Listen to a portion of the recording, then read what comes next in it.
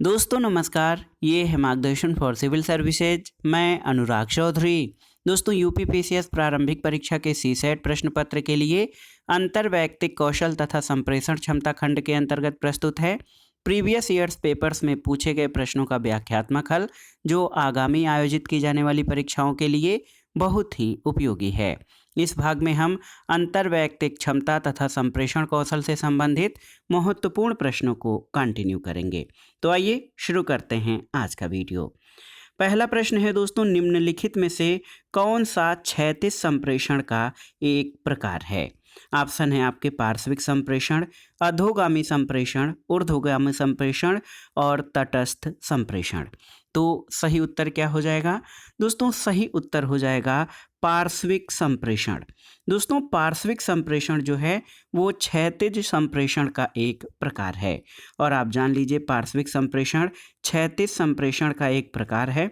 क्षैतिज संप्रेषण समान स्तर के अधिकारियों और कर्मचारियों के मध्य होने वाला संचार है और इस प्रकार के संप्रेषण में सभी प्रकार की क्रियाएं, प्रतिक्रियाएं और सहयोगी भावनाएं समाहित होती हैं।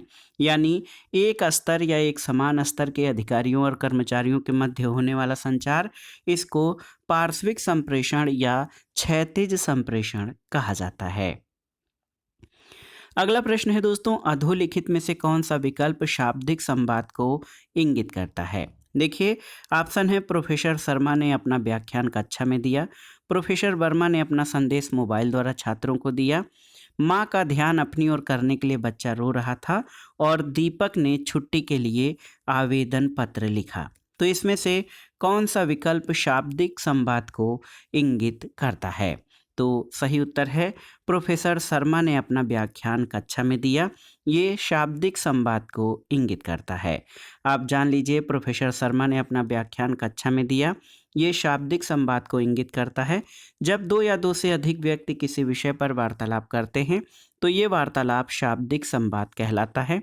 एकांकी, कहानी, नाटक आदि में इसका विशेष महत्व है। अगला प्रश्न है दोस्तों, हाव भाव द्वारा संप्रेषण संबंधित है किससे? काइनेसिक्स से, प्रॉक्सिमिक्स से, पैरालैंग्वेज से या अशाब्दिक व्यवहार से? तो सही उत्तर क्या हो जाएगा? अशाब्दिक व्यवहार से संबंधित है हाव भाव द्वारा संप्रेषण। दोस्तों हाव भाव द्वारा संप्रेषण अशाब्दिक व्यवहार से संबंधित है। अशाब्दिक संप्रेषण में भाषा का प्रयोग न करके जो है संकेत, आंखों या मुंह के हाव भाव से संवाद स्थापित किया जाता है। अगला प्रश्न है दोस्तों, निम्नलिखित में से कौन सा कक्षागत संप्रेषण में शामिल नहीं है? अप्रत्यक्ष संप्रेषण, अनौपचारिक संप्रेषण, मौन संप्रेषण या औपचारिक संप्रेषण? तो सही उत्तर कौन सा हो जाएगा दोस्तों? सही उत्तर अनौपचारिक संप्रेषण, ये कक्षागत संप्रेषण में शामिल नहीं है। कक्षागत संप्रेषण के अंतर्गत औपचारिक, मौन और अप्रत्यक्ष संप्रेषण को शामिल किया गया है, जबकि अनौपचारिक संप्रेषण को कक्षागत संप्रेषण में शामिल नहीं किया जाता है। अगला प्रश्न है, कौन सा संप्रेषण प्रक्रिया का अंग नहीं है? बहुत ही महत्वपूर्ण प्रश्न है। ऑप्शन देखिए, माध्यम, जीवन मूल्य और दृष्टि, संचरण और सूचना। तो सही उत्तर क्या है? इसमें पूछा गया है कि कौन सा संप्रेषण प्रक्रिया का अंग नहीं है, तो उत्तर है जीवन मूल्य और दृष्टि। दोस्तों ये संप्रेषण प्रक्रिया का अंग नहीं है। संप्रेषण से तात्पर्य है भाव, विचार, सूचना, संदेश आदि को एक इकाई से दूसरी इकाई तक पहुंचाना और प्रतिक्रिया प्राप्त करना। तो संप्रेषण प्रक्रिया का अंग जो है माध्यम, संचरण और सूचना है। इसमें जीवन मूल्य और दृष्टि शामिल नहीं है। अगला प्रश्न है, अधोलिखित में से दोस्तों कौन सकारात्मक संप्रेषण माध्यम नहीं है? ज़्यादा वैयक्तिक होना, दोनों पक्षों को तत्काल पुनर्निवेश, टनेल दृष्टि या फिर समाधान की शीघ्र प्राप्ति। तो कौन सकारात्मक संप्रेषण माध्यम नहीं है? तो ज़्यादा वैयक्तिक होना, यानी बहुत ज़्यादा इंडिविजुअल या वैयक्तिक होना दोस्तों, ये सकारात्मक संप्रेषण माध्यम नहीं है। और दोस्तों जब दोनों पक्षों को तत्काल पुनर्निवेश, टनल दृष्टि और समाधान की शीघ्र प्राप्ति ये सकारात्मक संप्रेषण का माध्यम है, और ज़्यादा वैयक्तिक होना संप्रेषण का सकारात्मक माध्यम नहीं है। अगला प्रश्न है दोस्तों, संचार में निस्यंदन के बुरे प्रभाव को कम करने के लिए किस उपयोग का प्रयोग किया जाता है, किस उपाय का प्रयोग किया जाता है। ऑप्शन है इसमें गतिकी, पराभाषा, लघु परिधिकरण और स्पर्शीय संचार। तो सही उत्तर है संचार में निष्पंदन के बुरे प्रभाव को कम करने के लिए स्पर्शीय संचार का प्रयोग किया जाता है। संचार में निष्पंदन के बुरे प्रभाव को कम करने के लिए स्पर्शीय संचार का प्रयोग किया जाता है। अगला प्रश्न है दोस्तों, चयनों को संकुचित करने में प्रयुक्त प्रविधियों की प्रक्रिया क्या कहलाती है। तो उत्तर है नियंत्रण करना यानी कंट्रोलिंग। दोस्तों चयनों को संकुचित करने में प्रयुक्त प्रविधियों की प्रक्रिया नियंत्रण करना कहलाती है। और दूसरे शब्दों में कहें तो नियंत्रण एक ऐसी प्रविधि है जिसमें विकल्पों का अभाव होता है। अगला प्रश्न है, निम्नलिखित में से किस संप्रेषण अंतःक्रिया में हमें अवश्य ध्यान देना चाहिए कि हमें क्या करना चाहिए। ऑप्शन है संरचनात्मक नियम, संगठनात्मक नियम, वियोजक नियम और नियामक नियम। तो सही उत्तर क्या है दोस्तों, ये है संगठनात्मक नियम। दोस्तों आप जान लीजिए संगठनात्मक नियम में ध्यान देने की ज़रूरत होती है कि हमें आगे क्या करना चाहिए, यानी किसी परिकल्पना के निर्माण में पूर्व नियोजित प्रक्रिया के माध्यम से संप्रेषण होना चाहिए। अगला प्रश्न है, संचार प्रक्रिया में कौन सा चरण पहले आता है। ऑप्शन देखिए संचारण, कूटानुवाद, समझना और कूटलेखन। तो सही उत्तर क्या हो जाएगा, कूटलेखन। कूटलेखन यानी एनकोडिंग। दोस्तों संचार प्रक्रिया में कूटलेखन चरण पहले आता है। संचार प्रेषक का प्राप्तकर्ता को सूचना भेजने की एक प्रक्रिया है और इसमें सूचना प्राप्तकर्ता को कूटवाचक कहा जाता है। अगला प्रश्न है, निम्नलिखित में से कौन उस कौशल को स्पष्ट करता है जो अंतःक्रिया और संप्रेषण को सुगम बनाता है। ऑप्शन है प्रबंधकीय कौशल, सामाजिक कौशल, संबंधपरक कौशल या फिर प्रत्यायक कौशल। तो दोस्तों ये सामाजिक कौशल होता है जो अंतःक्रिया और संप्रेषण को सुगम बनाता है। दोस्तों आप जान लीजिए संप्रेषण को सुगम बनाने में सामाजिक कौशल ये जो है महत्वपूर्ण होता है।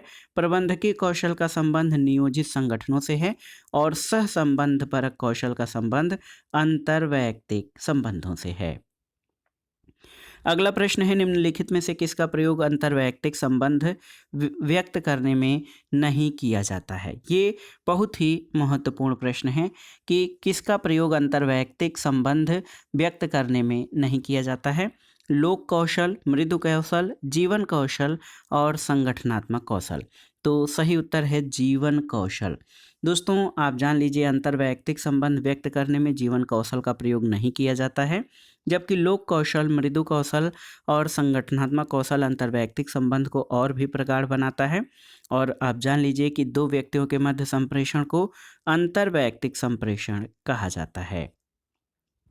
अगला प्रश्न है, औपचारिक दिशा निर्देश और प्राधिकार पदानुक्रम संचार के किस प्रकार के उदाहरण हैं। नियंत्रण, समझौता, संगठन या फिर सूचना। तो सही उत्तर है नियंत्रण। दोस्तों औपचारिक दिशा निर्देशन और प्राधिकार पदानुक्रम संचार नियंत्रण प्रकार का उदाहरण है। और आप जान लीजिए संगठन या ऑर्गेनाइजेशंस में पदानुक्रम या हायरार्की ये जो है दिशा निर्देशात्मक संचार ऊपर से नीचे की ओर संचरित होता है। इसका उद्देश्य संगठन में नियंत्रण बनाए रखना होता है। अगला प्रश्न है, संचार में सबसे महत्वपूर्ण शब्द क्या है। ये बहुत ही महत्वपूर्ण है। संचार में जो सबसे महत्वपूर्ण शब्द हैं वो कौन से हैं। तो सही उत्तर हो जाएगा तुम और हम। संचार में तुम और हम सबसे महत्वपूर्ण तत्व है। संचार या संप्रेषण में कम से कम दो व्यक्तियों की आवश्यकता होती है, जिसमें एक प्रेषक यानी हम और दूसरा प्राप्तकर्ता यानी तुम कहलाता है। अगला प्रश्न इंपॉर्टेंट है, अशाब्दिक संचार में निहित है, आपको बताना है क्या। तो देखिए अशाब्दिक संचार जो बिना बोले भाव भंगिमाओं के द्वारा किया जाता है। तो इसमें भाव भंगिमा, देह मुद्रा और भावात्मक अभिव्यक्ति शामिल है। और ये जो ग्रुप है भाव भंगिमा, देह मुद्रा और भावात्मक अभिव्यक्ति, ये अशाब्दिक संचार के प्रमुख जो हैं अवयव हैं। अशाब्दिक संचार सामान्यतः शब्द रहित संदेशों को भेजने और प्राप्त करने की संप्रेषण प्रक्रिया से है। इसे भाव भंगिमा, देह मुद्रा और भावात्मक अभिव्यक्ति या आंखों के संपर्क से संप्रेषित किया जा सकता है। अगला प्रश्न है दोस्तों, अंतर्वैयक्तिक के संबंध में किसमें अधिक समय लगता है। ऑप्शन है आदान प्रदान, संचार, संव्यवहार या विश्वास बनाने में। तो सही उत्तर क्या हो जाएगा आप जान लीजिए कि समव्यवहार में, यानी ऑप्शन सी सही उत्तर हो जाएगा। अंतर्वैयक्तिक संबंधों के प्रमुख प्रकारों में समव्यवहार संचार में अधिक समय लगता है। अगला प्रश्न है, कोई अधिकारी मीटिंग के दौरान अपनी लेखनी मेज पर पटक कर प्रकट करता है उसके क्रोध को, थकावट को, अरुचि को या उलझन को। तो सही उत्तर है दोस्तों, क्रोध को प्रकट करता है। कोई अधिकारी मीटिंग के दौरान अपने लेखनी को मेज पर पटक कर अपने क्रोध को प्रकट करता है। अगला प्रश्न है, अधोलिखित में से किस प्रकार के संप्रेषण में नेतृत्व भूमिकाओं की उत्पत्ति सर्वप्रथम होती है? ऑप्शन देखिए, अंतर्वैयक्तिक संप्रेषण, लघु समूह संप्रेषण, द्विकीय संप्रेषण और आभासी यथार्थ संप्रेषण। तो सही उत्तर है लघु समूह संप्रेषण में।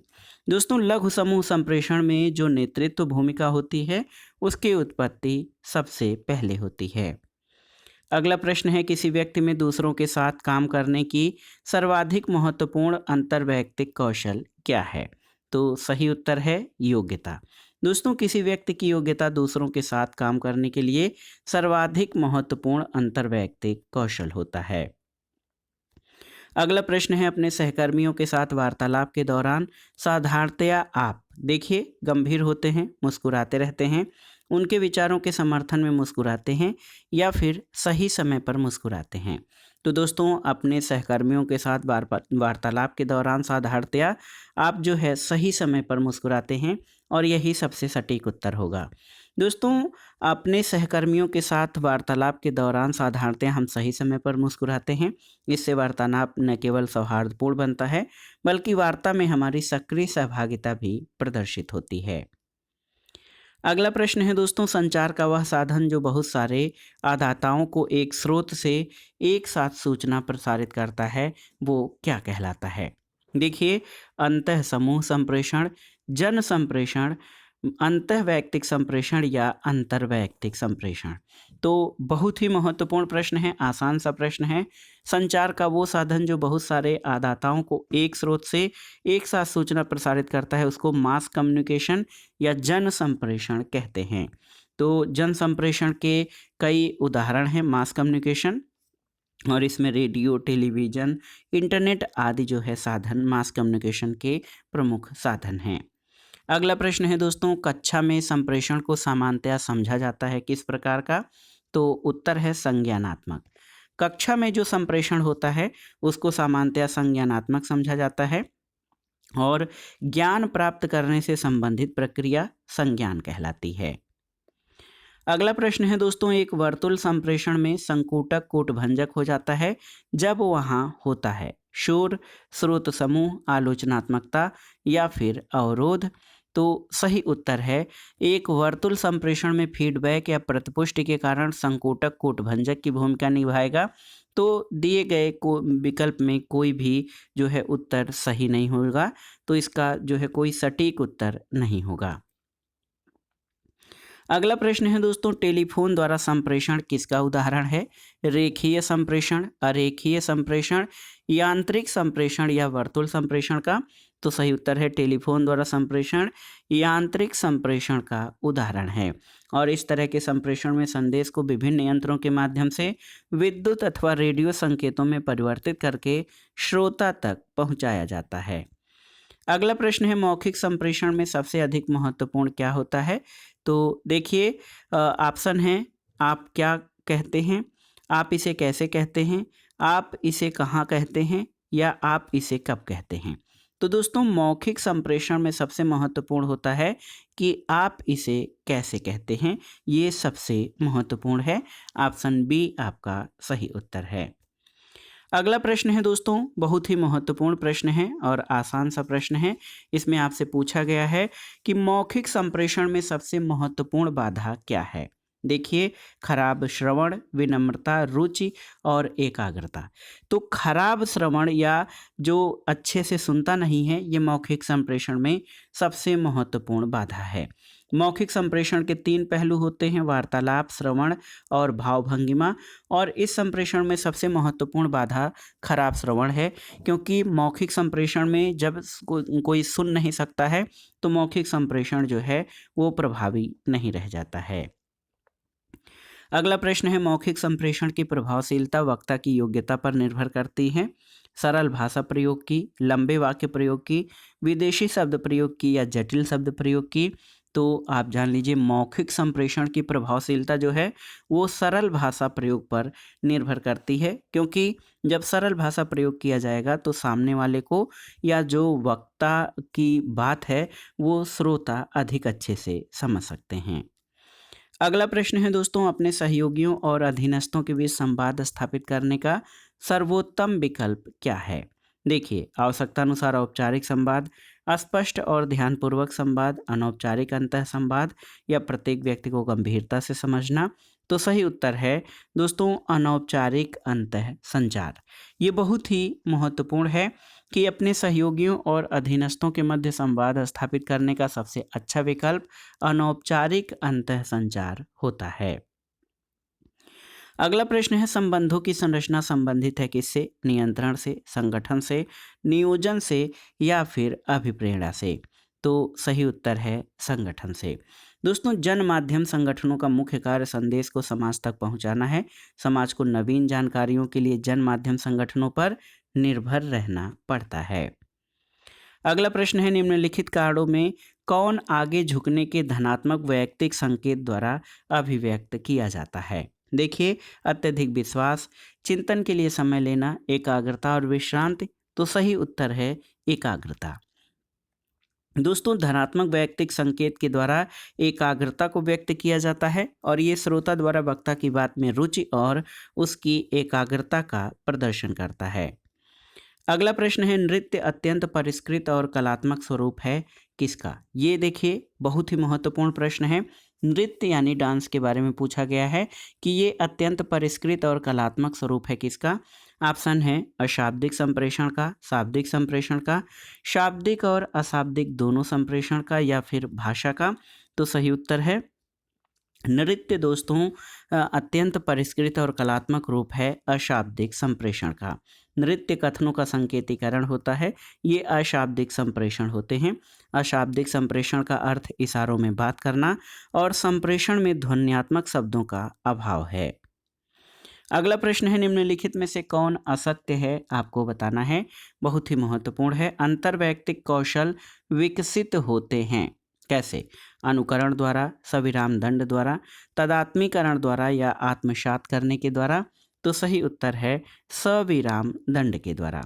दोस्तों शाब्दिक संचार, अशाब्दिक संचार, श्रवण, प्रश्नात्मकता, शिष्टाचार, समस्या समाधान, सामाजिक जागरूकता, स्व प्रबंधन, ये अंतर्वैयक्तिक कौशल हैं जो अनुकरण, तदात्मीकरण और आत्मसातीकरण करने के दौरान जो है वो सीखे जा सकते हैं।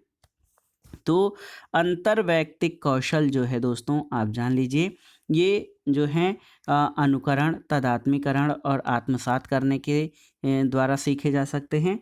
अंतर्वैयक्तिक कौशल जो है ये विकसित होते हैं। ये जो है अंतर्वैयक्तिक कौशल अनुकरण, तदात्मीकरण और आत्मसात करने के द्वारा जो है सीखे जा सकते हैं। अगला प्रश्न है कौन संप्रेषण में ग्रहीता की कमजोर प्रकार की रुकावट है? अस्पष्टता, शब्दजाल, समय या पूर्वाग्रह। तो सही उत्तर है पूर्वाग्रह। दोस्तों पूर्वाग्रह या प्रेजुडिस जो है वो संप्रेषण की बाधाओं में शामिल है और ये ग्रहीता की कमजोरी है, जबकि समय की बाधाएं, अस्पष्टता और शब्दाडंबर ये प्रेषक की कमजोरी से संबंधित है। पूर्वाग्रह से ग्रस्त होने पर जो ग्रहण करने वाला होता है या प्राप्तकर्ता होता है वो प्रेषक की बातों को समझ पाने में असफल रहता है। अगला प्रश्न है निम्नलिखित में से कौन संकेत असौहार्दपूर्ण समझा जाता है? किसी के हाथ को अपने हाथ में लेना, घूरना, दृष्टि संपर्क या मुस्कुराना। तो सही उत्तर है घूरना।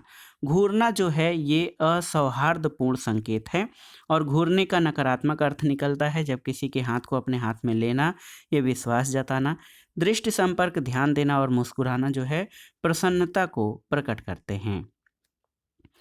अगला प्रश्न है निम्नलिखित में से कौन अंतर्वैयक्तिक संबंधों के निर्माण में समस्या उत्पन्न कर सकता है? शर्मीलापन, सांवेदिक परिपक्वता, अग्राहिता या तदनुभूति। तो सही उत्तर है शर्मीलापन यानी शाइनेस। दोस्तों, शर्मीलापन अंतर्वैयक्तिक संबंधों के निर्माण में समस्या उत्पन्न कर सकता है। ये वैयक्तिक इच्छाओं की अभिव्यक्ति को अवरुद्ध करता है, जिससे परस्पर संबंध जो है नहीं बन पाते हैं। अगला प्रश्न है दोस्तों, संप्रेषण या कम्युनिकेशन के प्रक्रम में पहला चरण क्या है? ऑप्शन है कूट संकेतन, संदेश, विसंकेतन और ग्रहण करना। इसमें देखिए महत्वपूर्ण है दोस्तों, तो आप देख सकते हैं इसमें आपसे पूछा गया है कि संप्रेषण के प्रक्रम में जो प्रथम चरण है वो क्या है।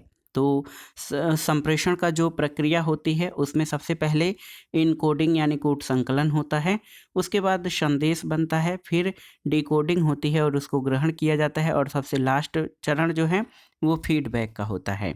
तो सबसे पहली प्रक्रिया जो पहला चरण है वो कोड संकेतन यानी इनकोडिंग होता है संप्रेषण में।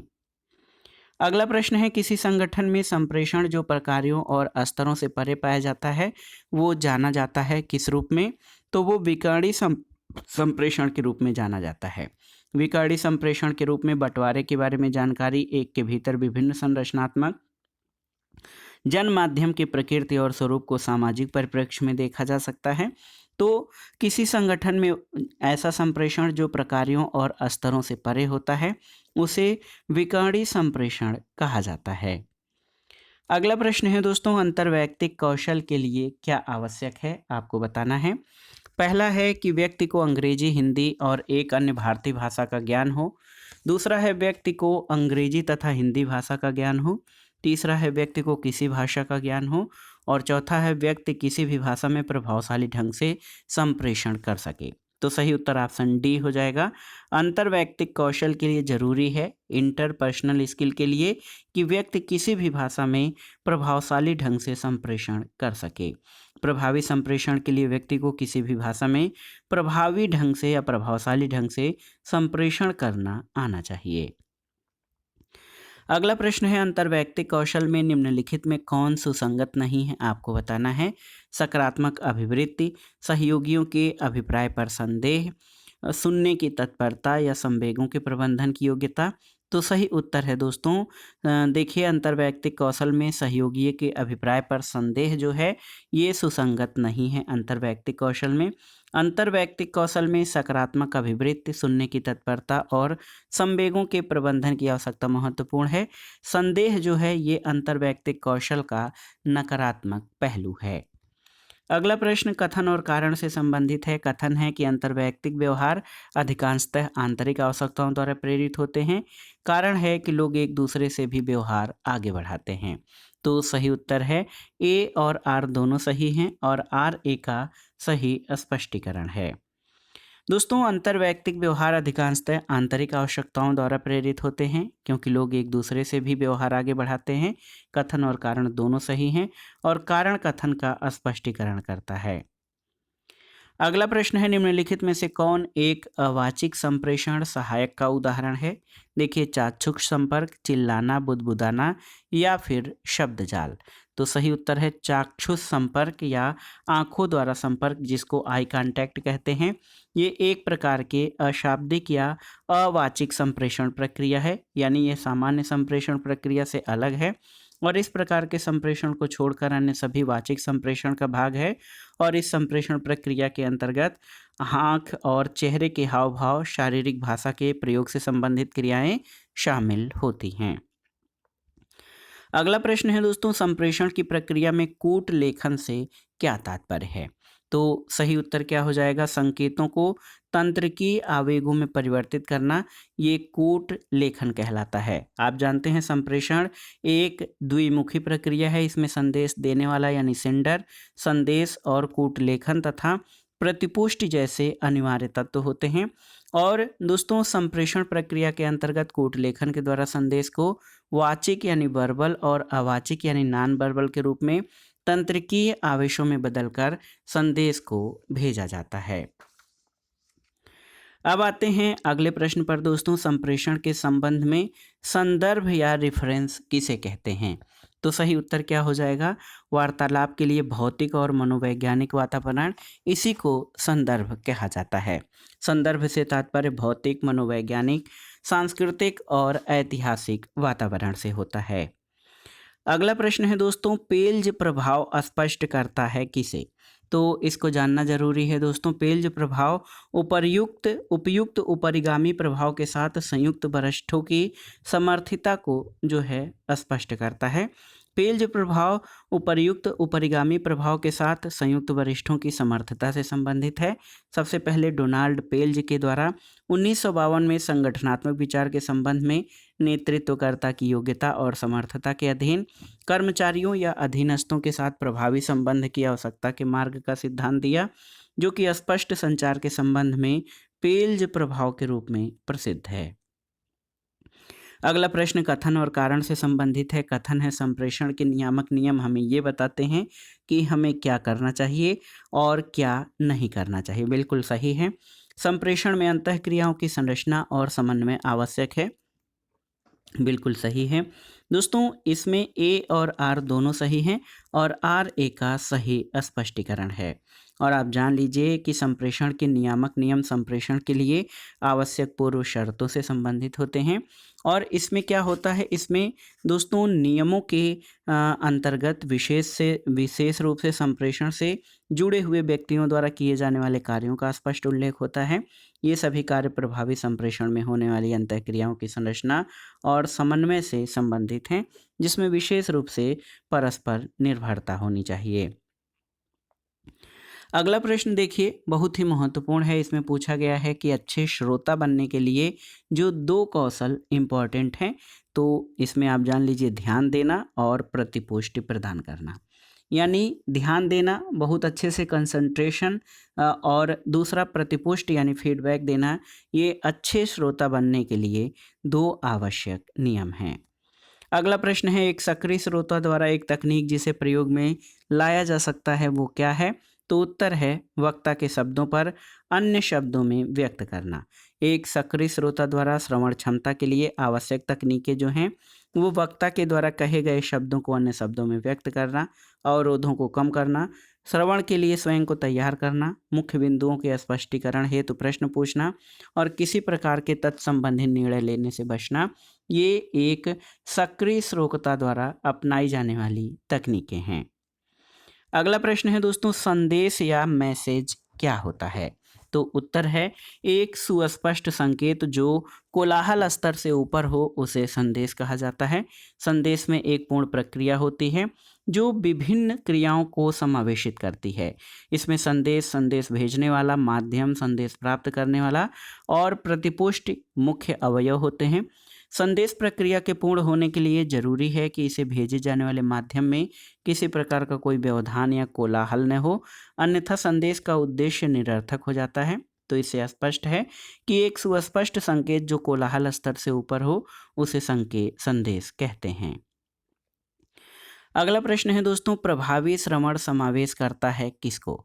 महत्वपूर्ण प्रश्न है। ऑप्शन है पूर्वाग्रह, विस्तृत समालोचना, असहमत के बिंदुओं को छानने का या अपने संदेश की समझ की पुष्टिकरण को। तो सही उत्तर है प्रभावी श्रवण समावेश करता है अपने संदेश की समझ की पुष्टिकरण को। दोस्तों प्रभावी श्रवण एक दोमुखी प्रक्रिया है जिसके अंतर्गत संप्रेषित और प्राप्त किए गए शब्दों की फीडबैक जो है अनिवार्य होता है। इसके अभाव में प्रभावी श्रवण की प्रक्रिया किसी भी दशा में पूर्ण नहीं कही जा सकती है। अगला प्रश्न है, मानवीय संप्रेषण प्रक्रिया के कुछ अंग नीचे दिए गए हैं। संप्रेषण प्रक्रिया में घटने वाले सही क्रम को चुनिए। देखिए, पुनर्निवेश, संदेश, कोलाहल। तो इसमें सबसे पहले क्या होता है? संदेश होता है, फिर कोलाहल होता है और पुनर्निवेश, यानी 2 3 1 आपका सही क्रम है। दोस्तों संप्रेषण प्रक्रिया के अंतर्गत जो तत्व आते हैं उसमें संदेश होता है, माध्यम यानी शोर या कोलाहल, संदेश प्राप्तकर्ता और फीडबैक यानी पुनर्निवेश होता है। तो इस तरह से संप्रेषण प्रक्रिया का जो सही क्रम है आप बना सकते हैं संदेश, कोलाहल और पुनर्निवेश। अगला प्रश्न है, निम्नलिखित में से कौन हमारे अंतर्निहित व्यवबोधों को स्पष्ट करता है जो लोगों के व्यवहार की व्याख्या करने का ध्यान रखता है और जो दूसरों से संप्रेषण करने के समुचित तरीकों को स्पष्ट करता है? तो सही उत्तर क्या हो जाएगा? सही उत्तर है संप्रेषण नियम यानी रूल्स ऑफ कम्युनिकेशन। दोस्तों आप जान लीजिए कि अंतर्निहित व्यवबोधों से संप्रेषण नियम संबंधित हैं। ये व्यक्तियों के व्यवहार की व्याख्या को ध्यान में रखते हुए संप्रेषण के सुस्पष्ट नियमों का अनुगमन सुनिश्चित करता है। अगला प्रश्न है दोस्तों, अंतर्वैयक्तिक संप्रेषण में जो नीति शास्त्र है वो क्या करता है? समझने में अवरोध को बढ़ाता है, ईमानदारी के रास्ते में बाधा उत्पन्न करता है, विचारने योग्य नहीं है या विचारने योग्य है। दोस्तों अंतर्वैयक्तिक संप्रेषण एक बृहद प्रक्रिया है। इसमें विभिन्न प्रकार के तकनीकी और व्यवहारिक तत्व अपनी महत्वपूर्ण भूमिका निभाते हैं। नीति शास्त्र यानी एथिक्स में इस प्रक्रिया के अंतर्गत विचारों और मूल्यों को समझने में सहायक होते हैं और अंतर्वैयक्तिक संप्रेषण के वास्तविक लक्ष्यों को पूर्ण करते हैं। अगला प्रश्न है दोस्तों, संप्रेषण यानी कम्युनिकेशन के प्रक्रम में प्रथम चरण कौन सा है? तो ये है कूट संकेतन यानी एनकोडिंग। अगला प्रश्न है, निम्नलिखित संप्रेषण के पक्षों में से बेमेल पद ज्ञात कीजिए। पहुंच, विषयों की प्राथमिकता, बाधाएं और व्यवहार का अर्थ। तो सही उत्तर है व्यवहार का अर्थ जो है ये संप्रेषण के पक्षों में से बेमेल पद है। किसी संप्रेषण के पक्षों में व्यवहार का अर्थ है, जबकि पहुंच, विषयों की प्राथमिकता और बाधाएं एक ही पक्ष के हैं। अगला प्रश्न है दोस्तों, निम्नलिखित में से कौन एक अंतर्वैयक्तिक संबंधों के निर्माण में समस्या उत्पन्न कर सकता है? देखिए, शर्मीलापन, सामवेगिक परिपक्वता, दृढ़तापरकता और तदनुभूति। तो सही उत्तर है शर्मीलापन। ये अंतर्वैयक्तिक संबंधों के निर्माण में समस्या उत्पन्न कर सकता है। अगला प्रश्न है, किसी संगठन में संप्रेषण जो प्रकारों और स्तरों से परे जाता है उसे क्या कहते हैं? तो उसको अनुप्रस्थ संप्रेषण कहते हैं। अनुप्रस्थ संप्रेषण किसी संगठन के विभिन्न स्तरों पर कार्यरत प्रबंधकों और श्रमिकों के बीच का संप्रेषण कहा जाता है। ये अवधारणा नवीन प्रकार के संगठनात्मक ढांचे जैसे कि मैट्रिक्स और परियोजना आधारित संगठनों में प्रयुक्त की जाती है। अगला प्रश्न, सूची 1 का सूची 2 से सुमेलन करना है। सूची 1 में संचार के प्रकार और सूची 2 में चर दिए गए हैं और आपको इसका जो है दोस्तों आप जान लीजिए मिलान करना है कि कौन सा कूट जो है वो सही होगा। तो सही उत्तर देखिए, शाब्दिक जो है ये किससे संबंधित है? तो ये दोस्तों भाषा प्रवाहिता से संबंधित है। लिखित संज्ञानात्मक क्षमता से संबंधित है। इसके अलावा जो संकेत हैं सामाजिक सांस्कृतिक कारक होते हैं और दैहिक हाव भाव ये अंतर्निहित अर्थ को प्रदर्शित करते हैं। तो सही उत्तर हो जाएगा आपका 2, 4, 1 और 3। विकल्प देखते हैं, 2, 4, 1, 3 ऑप्शन बी आपका सही उत्तर हो जाएगा। और आप देख लीजिए दोस्तों, शाब्दिक भाषा प्रवाहिता, शाब्दिक जो है भाषा प्रवाहिता को, लिखित संज्ञानात्मक क्षमता, संकेत सामाजिक सांस्कृतिक कारक हैं और दैहिक हाव भाव ये अंतर्निहित अर्थ को प्रदर्शित करते हैं। अगला प्रश्न है दोस्तों, अंतर्वैयक्तिक संप्रेषण के निम्नलिखित प्रतिमानों में से किसमें समानता संबंध संपोषित होता है परंतु प्रत्येक व्यक्ति के पास भिन्न क्षेत्रों पर प्राधिकार भी होता है? तो ऑप्शन है आपके संतुलित विभाजन प्रतिमान, समानता प्रतिमान, असंतुलित विभाजन प्रतिमान या एकाधिकार प्रतिमान। तो सही उत्तर है संतुलित विभाजन प्रतिमान। दोस्तों अंतर्वैयक्तिक संप्रेषण के प्रतिमानों में जो मॉडल्स हैं उसमें संतुलित विभाजन प्रतिमान में समानता का संबंध होता है। प्रत्येक व्यक्ति के पास भिन्न भिन्न क्षेत्रों में प्राधिकार भी होता है। विभिन्न विषयों के जानकार व्यक्तियों के बीच समानता के साथ संबंधों को संतुलित विभाजन प्रतिमान कहा जाता है। अगला प्रश्न है, निम्नलिखित संप्रेषण संजालों में किसमें समूह का प्रत्येक सदस्य केवल अपने से निकटतम सदस्य से ही संप्रेषण कर सकता है? तो ये कौन सा संप्रेषण का जो है प्रकार है? तो सही उत्तर है श्रृंखला संजाल। दोस्तों चक्र संजाल, बाई संजाल, श्रृंखला संजाल और वृत्त संजाल में जो श्रृंखला जो संजाल होता है इसमें समूह का प्रत्येक सदस्य केवल अपने से निकटतम सदस्य से ही संप्रेषण कर सकता है, उसे श्रृंखला संजाल कहते हैं। अगला प्रश्न है, जब व्यक्ति ये अनुभव करते हैं उनके व्यवहार को प्रतिबंधित किया जा सकता है तो वे एक प्रकार से प्रतिक्रिया करते हैं जिसे क्या कहा जाता है? तो सही उत्तर है मनोवैज्ञानिक प्रतिघात। और आप जान लीजिए दोस्तों, जब व्यक्ति ये अनुभव करते हैं कि उनके व्यवहार को प्रतिबंधित किया जा रहा है तो वे प्रतिक्रिया करते हैं और उसे मनोवैज्ञानिक प्रतिघात कहा जाता है। अगला प्रश्न है दोस्तों, वरिष्ठ कनिष्ठ संबंध में वैयक्तिक और गैर वैयक्तिक सूचना का प्रकटन क्या कहलाता है? ऑप्शन देखिए, निकटता, खुलापन, निकटता, सहभागिता, खुलापन और अनौपचारिकता। तो सही उत्तर है खुलापन। दोस्तों, वरिष्ठ कनिष्ठ संबंध में वैयक्तिक या गैर वैयक्तिक सूचना का प्रकटन ये खुलापन कहलाता है। अगला प्रश्न है, निम्नलिखित में से कौन सा कौशल किसी के साथ निकट मित्रता को बनाए रखने में सहायक है? देखिए, चीज़ें उधार लेना, स्वैच्छिक रूप से आवश्यकता पड़ने पर सहायता करना, शक्ति अभिप्रेरणा और पार्टी में प्रसन्न रहना। तो सही उत्तर है स्वैच्छिक रूप से आवश्यकता पड़ने पर सहायता करना। ये जो है, ये कौशल जो है निकट मित्रता बनाए रखने में सहायक होता है। अगला प्रश्न है, निम्नलिखित कथनों पर विचार कीजिए। कथन है कि बीजों को बोने से पहले फफूंद रोधी में भिगो देना चाहिए। कारण है कि बिना फफूंद रोधी में भिगोए बीजों का अंकुरण नहीं होता है। तो यहाँ पर आप देखिए, ए सही है लेकिन आर गलत है। क्यों? क्योंकि बिना फफूंद रोधी में भिगोए भी बीजों का अंकुरण होता है, और यदि इसे फफूंद रोधी में भिगा दिया जाएगा तो अंकुरण की प्रतिशत मात्रा बढ़ जाती है। दोस्तों, बीजों को बोने से पहले फफूंद रोधी में भिगो देना चाहिए, ये कथन सत्य है, जबकि कारण जो है बिना फफूंद रोधी के भिगोए बीजों में अंकुरण नहीं होता, ये गलत है, क्योंकि बीजों के अंकुरण के लिए फफूंद रोधी में भिगोने की कोई आवश्यकता नहीं है। अगला प्रश्न है, कथन कारण से संबंधित है। विद्यार्थी अपने अध्यापकों से अधिक प्रभावित होते हैं। निष्कर्ष एक है कि विद्यार्थी बौद्धिकता से प्रभावित होते हैं। दूसरा है कि विद्यार्थी अध्यापकों को अपना आदर्श मानते हैं। और तीसरा है विद्यार्थियों का अधिकांश समय स्कूल में बीतता है। तो इसमें कौन से जो हैं जो निहित निष्कर्ष हैं? तो सही उत्तर है 1 और 2, यानी विद्यार्थी अध्यापकों से अधिक प्रभावित इसलिए होते हैं क्योंकि विद्यार्थी बौद्धिकता से प्रभावित होते हैं, विद्यार्थी अध्यापकों को अपना आदर्श मानते हैं। ये दोनों ही निष्कर्ष सही हैं, जबकि तीसरा निष्कर्ष विद्यार्थियों का अधिकांश समय स्कूल में बीतता है, ये उचित निष्कर्ष नहीं है। अगला प्रश्न है, संप्रेषण में किसका नियम प्रयुक्त होता है, किसके लिए?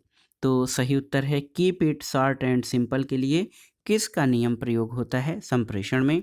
इसका आशय है कि किसी बात को जटिलता से रखने के बजाय संक्षिप्त और सरल तरीके से प्रस्तुत किया जाए। अगला प्रश्न है, निम्नलिखित में से कौन सा कारण त्योरी चढ़ाने के नकारात्मक संकेत के रूप में व्यक्त किया जाता है? तो सही उत्तर है चिढ़। अगला प्रश्न है, निम्नलिखित में से कौन सी अंतर्वैयक्तिक भूमिका नहीं है? नाम मात्र का अध्यक्ष, नेता, संपर्क या मालिक या बॉस? तो सही उत्तर है मालिक या बॉस। दोस्तों, ये अंतर्वैयक्तिक भूमिका नहीं है, जबकि नाम मात्र का अध्यक्ष, नेता और संपर्क तीनों अंतर्वैयक्तिक भूमिका हैं। अगला प्रश्न है, निम्नलिखित कारणों में से कौन आगे झुकने के धनात्मक वैयक्तिक संकेतक द्वारा अभिव्यक्त किया जाता है? आपको बताना है। तो सही उत्तर है कि दोस्तों, यहाँ पर देखिए एकाग्रता या जिसको कंसंट्रेशन कहते हैं, ये आगे झुकने के धनात्मक वैयक्तिक संकेतक द्वारा अभिव्यक्त किया जाता है। और आप जान लीजिए, धनात्मक वैयक्तिक संकेत द्वारा एकाग्रता को व्यक्त किया जाता है। ये श्रोता द्वारा वक्ता की बात में रुचि लेने और उसकी एकाग्रता को प्रदर्शित करता है। अगला प्रश्न है, निम्नलिखित में से कौन संप्रेषण की बाधाओं में ग्रहीता की कमजोरी है? ऑप्शन है अस्पष्टता, शब्दाडंबर और पूर्वाग्रह। तो सही उत्तर क्या हो जाएगा?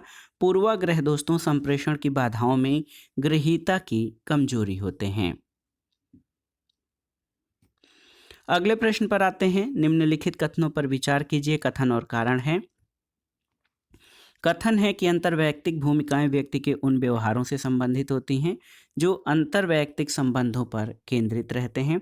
कारण है ऐसी भूमिकाएं अधिकार और संस्थिति से प्रत्यक्षतः जुड़ी होती हैं। तो बिल्कुल सही, ए और आर दोनों सही है और आर ए की सही व्याख्या करता है।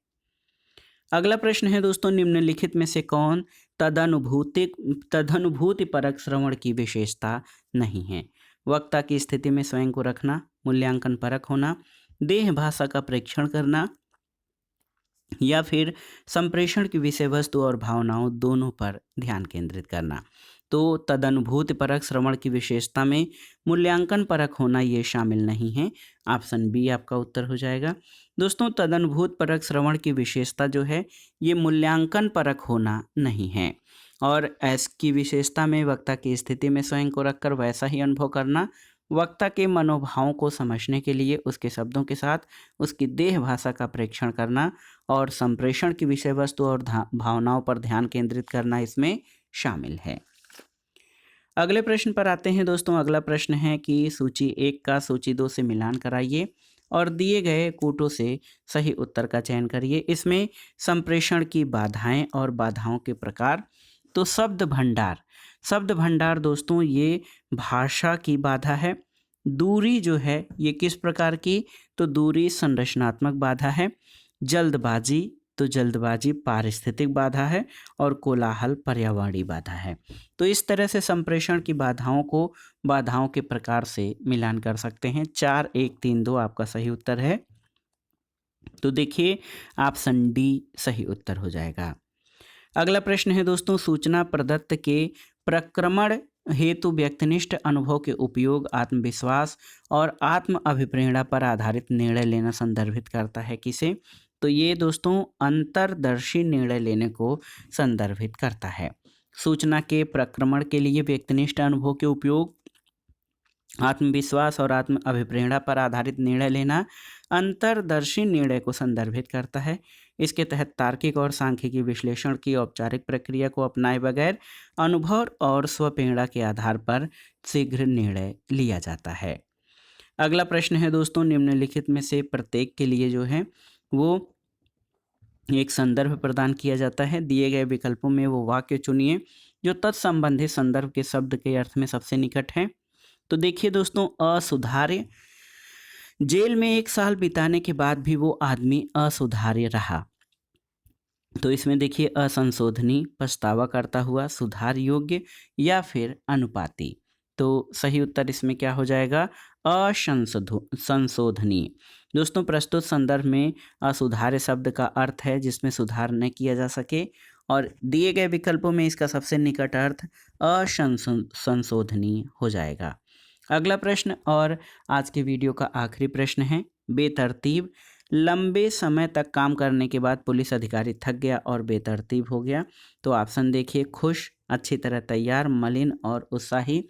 तो इसमें सही उत्तर मलिन हो जाएगा। दिए गए वाक्य में बेतरतीब का अर्थ है क्रम रहित अथवा अव्यवस्थित और संबंधित संदर्भ में इसका सबसे निकटतम अर्थ मलिन हो जाएगा। तो दोस्तों, ये था आज का वीडियो। यूपीपीसीएस प्रारंभिक परीक्षा सीसैट प्रश्न पत्र के लिए अंतर्वैयक्तिक क्षमता और संप्रेषण कौशल से संबंधित महत्वपूर्ण प्रश्न जो प्रीवियस ईयर्स पेपर्स में पूछे गए हैं और ये प्रश्न आगामी परीक्षाओं के लिए भी बहुत ही महत्वपूर्ण और अति संभावित प्रकार के हैं और आप इनको तैयार कर लीजिएगा। वीडियो आपको कैसा लगा हमें कमेंट बॉक्स में ज़रूर बताइएगा। वीडियो को लाइक करें, शेयर करें और इस चैनल मार्गदर्शन फॉर सिविल सर्विसेज को सब्सक्राइब करें। वीडियो देखने के लिए धन्यवाद दोस्तों। नमस्कार।